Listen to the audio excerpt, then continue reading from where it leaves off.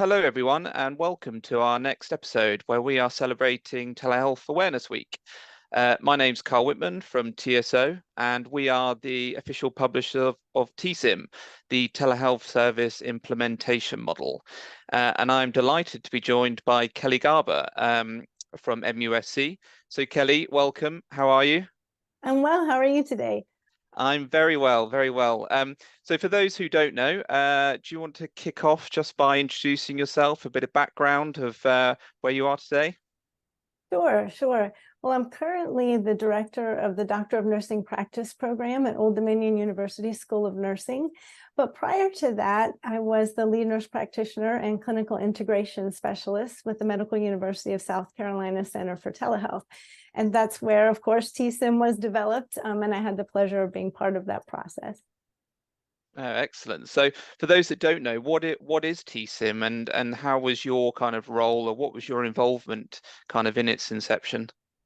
Sure. Well, I was one of the early members of the Center for Telehealth, and TSIM is the Telehealth Service Implementation Model, of course. It's a framework that was developed to help health systems in developing, implementing, and maintaining telehealth solutions.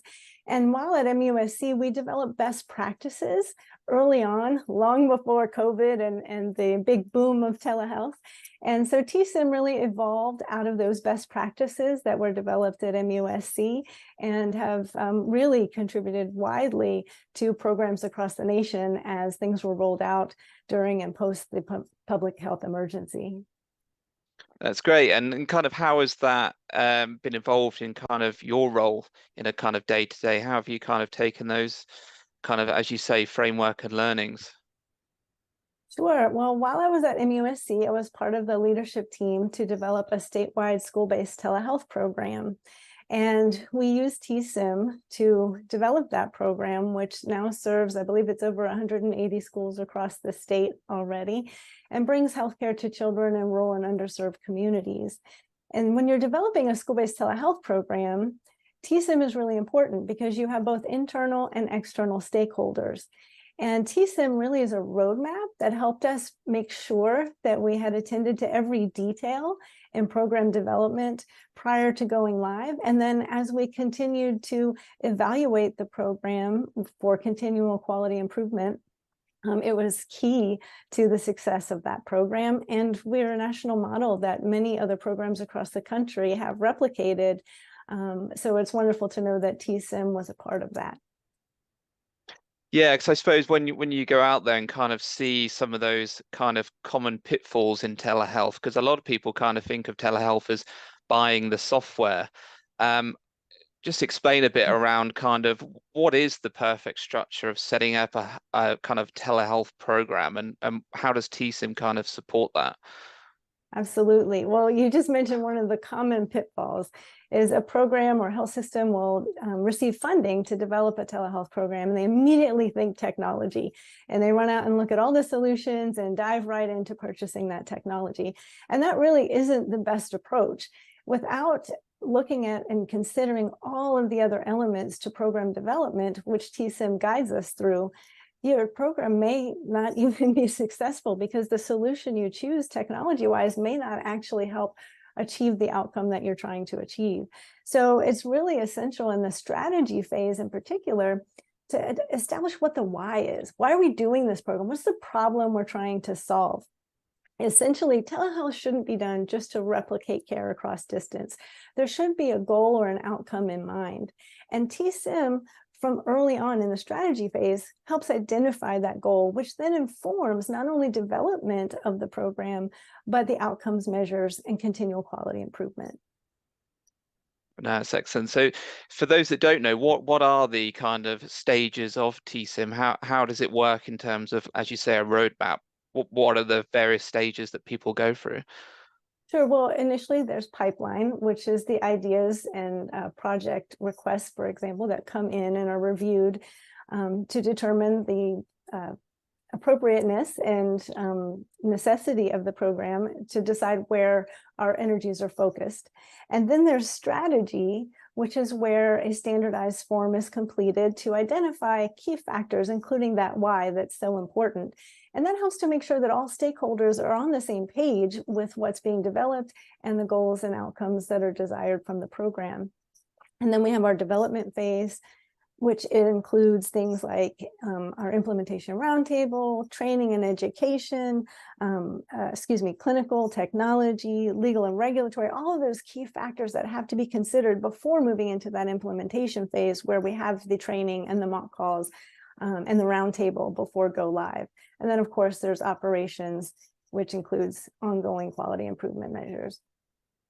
So you're obviously very familiar with all these stages. Are there anything that you've kind of noticed where teams have kind of either not understood, or how TSIM has really kind of given them the framework to enable them to achieve obviously their overall objectives? Just kind of looking into your experience, really, what kind of you have seen over all of your years in telehealth? Yes, absolutely. Well, I think first I would address the development phase. Many times, as you mentioned earlier, people dive right into the technology piece. And I think first we have to think about the clinical component. What are the workflows and clinical care to be provided? And I believe a provider, whether it's a nurse practitioner or physician, should be involved in that component of the development phase. But also with the technology, part of that decision, in addition to a thorough IT assessment at both the originating and distant sites, part of that decision should really be informed by one of the clinicians who'll be providing the care, to make sure that the technology will provide them the information they need to make the appropriate diagnosis and treatment recommendations. So I think those are two very critical pieces of that development phase. And a lot of programs will forget to include a clinician on those steps. So I think TSIM reminds us of those key stakeholders, again, both internally and externally, depending on the program, that need to be at the table when things are being designed and implemented. And then in the implementation phase, an area that I'm very passionate about is training and education, particularly for the providers. Oftentimes, programs, I think, will focus on how to use the technology and what are the workflows. And while those things are obviously very important, they don't reflect all of the necessary education, particularly for those providers. And one of the areas that I believe is so important is telehealth etiquette. And this is essential not only to the patient's perception of the quality of the visit, but also to that patient and provider experience and patient satisfaction. And to that end, I've actually developed a model called the PEP framework for telehealth etiquette to help providers remember the key elements that contribute to the successful telehealth encounter. And that includes privacy and security, the environment, so the surroundings of the clinician, their appearance, are they professional? And then, of course, professionalism, which also includes things like relationship-centered communication. So really remembering that we're delivering healthcare and to not focus as much on the technology. And I think that's a key component of the implementation phase, is ensuring that all providers have that necessary education to really meet the needs of our patients, rather than just make that technology connection. Yeah, I think you summed that up perfectly. As say, teams kind of work in silos where I know I need to do my bit and other teams are doing their bit, whereas I know that TSIM really encourages the kind of core communications around making sure teams work together. Just out of your kind of experience, where have you noticed where how to bring those teams together? Are there any kind of core ways of enabling that, and how TSIM kind of guides you through that process? Sure. Things like our pre-go live brief, where those key members or key stakeholders are at the table to check all the boxes, so to speak, to know that everything's in place before the go live. I think that's really essential. As you mentioned, when people work in silos, sometimes things can get missed. So pulling it all together and making sure through these processes of TSIM that everything is in place and ready to go before that go live. Because to be honest, If you go live before everything's ready and a provider has a poor experience or a patient has a poor experience, that has significant implications for the success and future of your program. So using TSIM to be sure that all of those things are in place and ready to go is essential, I think, to the sustainability and success of any telehealth program. Excellent. So obviously you're a big advocate of TSIM, but as you know, there's now the training course and there's the supporting guidebook that TSO published. But what would you kind of advise or tell someone that was thinking of taking the kind of TSIM online certification? There any kind of advice you would give those thinking about it?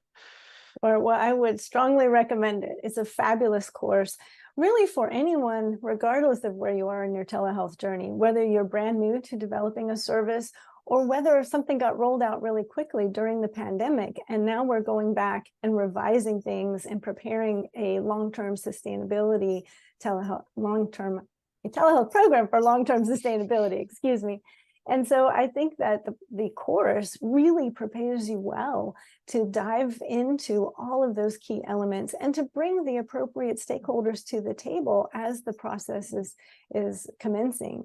And so I would encourage anyone, whether you have an existing program or you're developing a new telehealth program, to consider taking the course. No, excellent. And obviously you've been through the course, you're now certified. What does it mean to you to be officially TSIM certified? Well, I think it really adds validation to my knowledge, expertise, and experience that I gained through developing best practices at MUSC. When people see telehealth or TSIM certified, that really, again, just validates that we have this experience and expertise, and that it's a unique knowledge set. It's a unique skill set that not everybody has. So I think it's important for us as individuals for our own career paths, but also for the health systems we work in, to have TSIM certified people on their team.